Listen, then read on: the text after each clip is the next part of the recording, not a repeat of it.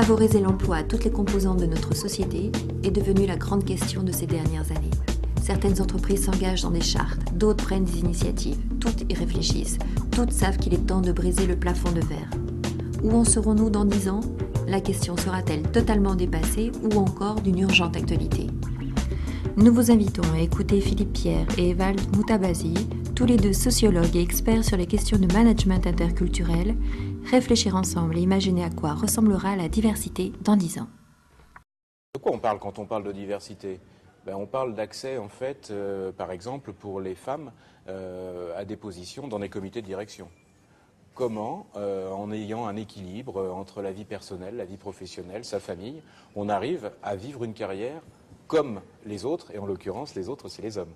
La diversité, c'est pas seulement, et ça serait déjà formidable, mais c'est pas seulement l'accès aux bâtiments et aux unités de production des personnes en fauteuil, puisqu'on a parfois une vision stéréotypée du handicap. Il y a des handicaps invisibles. Absolument. Comment on les connaît, comment on les reconnaît, comment on travaille avec des personnes qui sont victimes de handicap et comment on en fait une force. Puis la diversité, c'est aussi les diplômes. Est-ce qu'on donne le droit à des personnes autodidactes, à des personnes qui ont connu le chemin de la vie par l'expérience professionnelle et de terrain, d'accéder à des comités de direction ? Est-ce que ça, c'est une réalité aujourd'hui ? La réponse est non dans beaucoup de nos entreprises. On parle aussi de la diversité des couleurs, qui elle est visible, qui nous renvoie justement au CV. Mais derrière la couleur, c'est aussi toute la pensée de cette personne, l'éducation qu'elle a reçue, le système de valeurs dont elle est porteuse et qui va être plus ou moins cohérent, en phase avec les valeurs de l'entreprise qui l'embauche. Et là, c'est quand même assez complexe, effectivement, comment, dans 10 ans, on pourra mieux gérer cette diversité-là.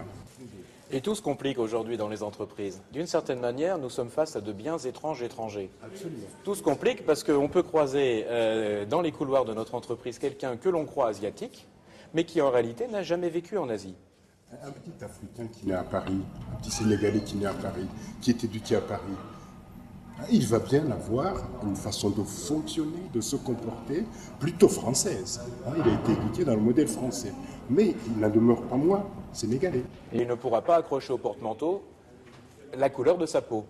Il faudra vivre avec pour en faire une force.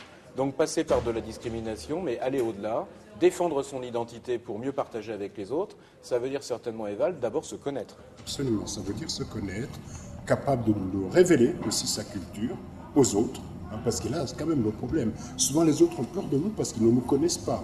Ils ne savent pas qui nous sommes, ils ne savent pas ce que nous pouvons leur apporter.